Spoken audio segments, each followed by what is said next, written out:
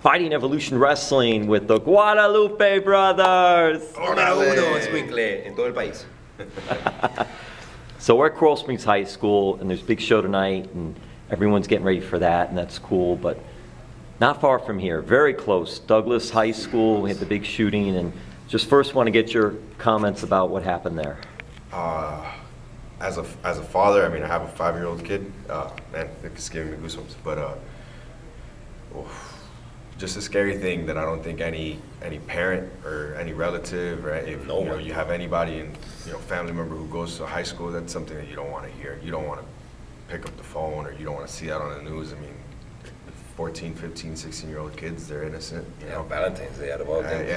Out of all the days too, a day we were supposed to be showing love. Love. Not you should show love any day, but it's one of those holidays, and it's sad, very sad, and our heart and our prayers go out to all those families affected. Coach Chris, we actually had the pleasure of helping him, working with him when we were with another company. And we did a battle royal, and he was part of that. Yeah. It's just very sad all around.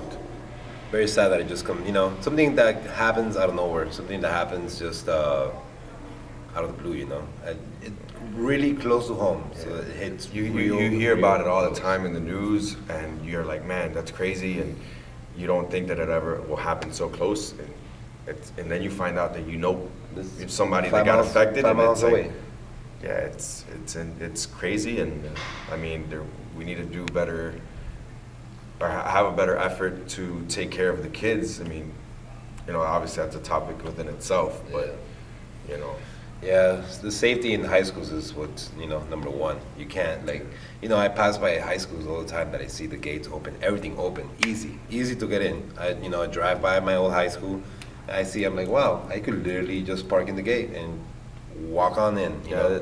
They need to tighten up on security. Very tighten up, because maybe like 5 years ago, I still went to my high school to go say hi to my RTC teachers, say hi to the teachers. Walk in, the security guards are like, "Who are you?" I'm like, "Oh, I used to go here. It's okay." That's the problem. Yeah. See, that's the problem. I should have been kicked out of that school so quick, but then again, I'm really cute.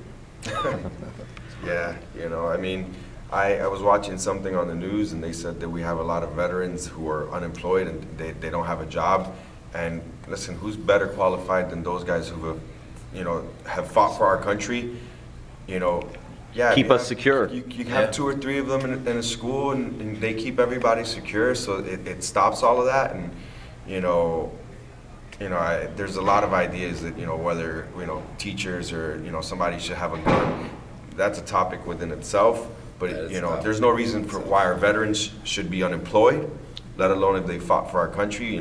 They fight for us to stay here and be able to do something that we love, as far as wrestling. And, I think that would be a great idea to have 2 or 3 veterans who aren't doing anything right now, and have them protect our kids. Yeah, just to feel safe. The whole thing of being in school and walking around the hallways and being, just to feel safe. Like whenever I was in high school, I felt safe, not because I was big, not anything, but just feel safe because there's always people there, protecting you.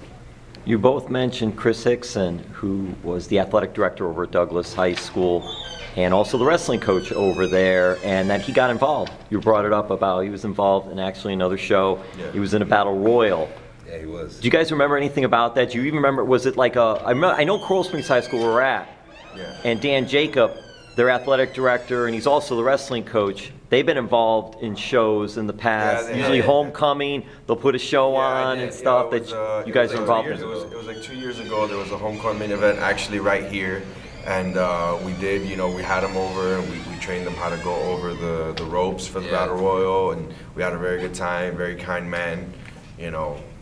It's crazy to think that somebody that you had, especially us, you have the pleasure of anytime we step in the ring with anybody, let alone somebody, a teacher, it's an honor to have that, and then to find out that they were involved in such a violent and horrible, and he was protecting the kids, and the other coach as well, Protecting kids.